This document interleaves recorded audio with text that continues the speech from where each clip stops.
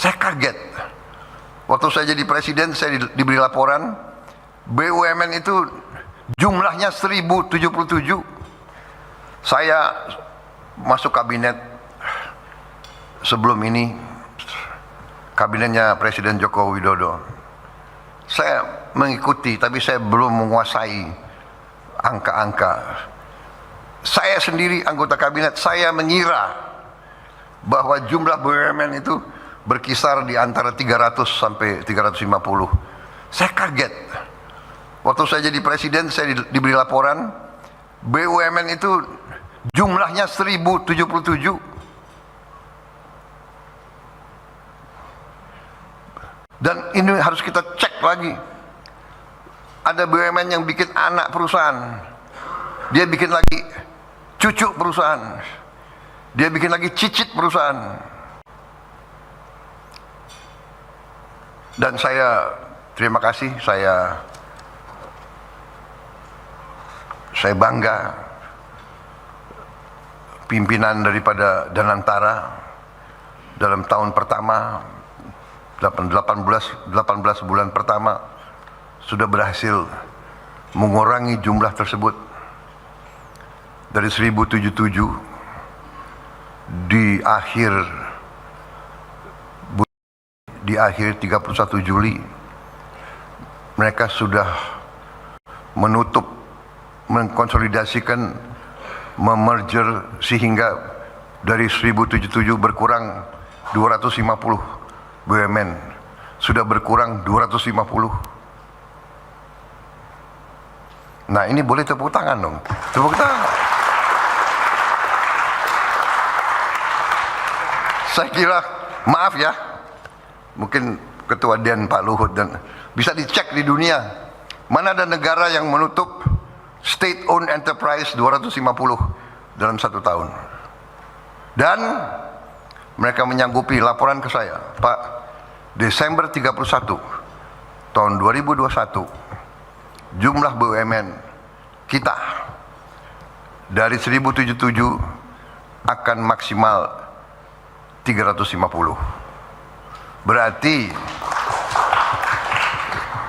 di akhir 2026 mungkin 700 BUMN yang akan kita tutup, kita merger, kita konsolidasi, berkurang dari 1077 akan menjadi 150. Dan mereka laporan dengan ditutupnya 250 BUMN, overhead,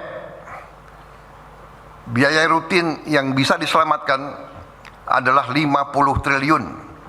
50 triliun. Gaji direksi, gaji komisaris, sewa gedung, bayar listrik, bayar transport, bayar ini, rapat kerja, 50 triliun. Desember 31 saya kira ini mungkin angka penghematan bisa naik. Bisa mendekati 70-80 triliun. Saya terima kasih dari pimpinan Danantara. Kemudian untuk menghadapi fenomena tadi, ya ini prestasi yang lain saya kira, ya proyek abadi, gas abadi Masela, 28 tahun mangkrak. Saya berangkat ke Tokyo, saya ketemu pimpinannya perusahaan-perusahaan Jepang itu, Inpex ya, Inpex. Saya sampaikan dengan baik dan sopan, saudara masih berminat ya? Kalau saudara tidak berminat, saya akan alokasi, saya akan tunjuk perusahaan lain. Sopan tapi tegas.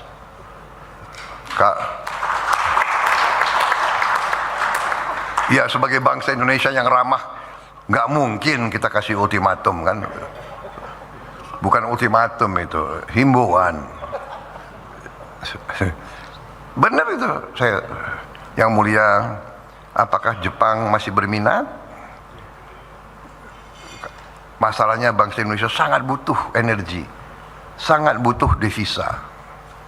Habis itu pulang-pulang ya, kalau Menteri SDM boleh saya tekan-tekan ya, nggak apa-apa kan.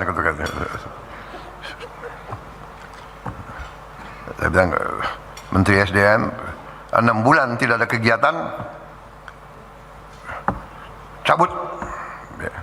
Sekarang kita tidak toleransi.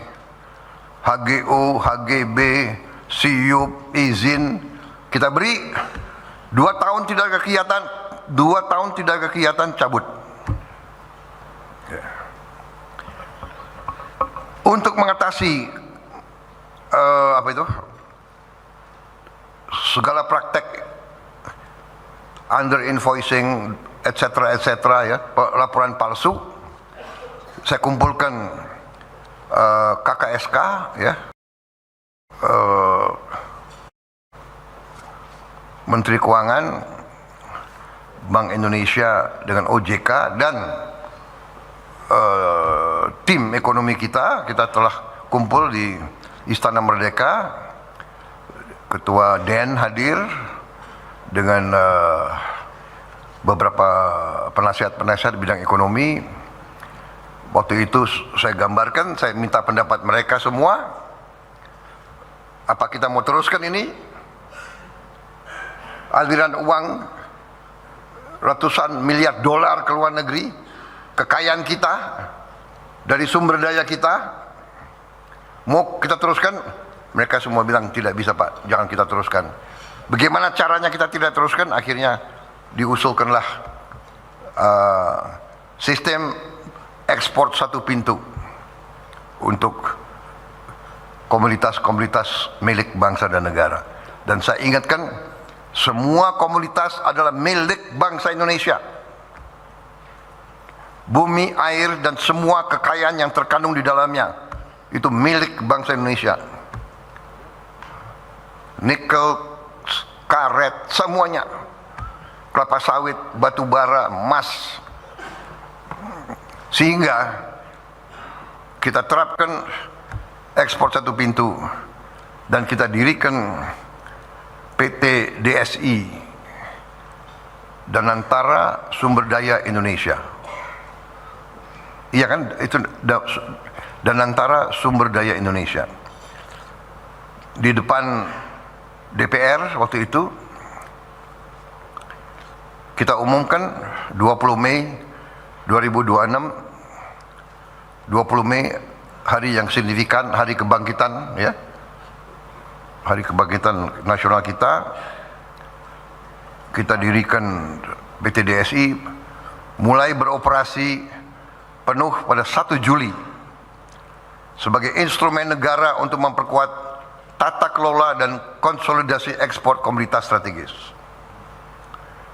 Saudara, kita bangun sistem ekspor satu pintu agar negara mengetahui berapa yang diekspor, kepada siapa dijual, berapa harga sebenarnya, berapa devisa yang seharusnya kembali ke Indonesia.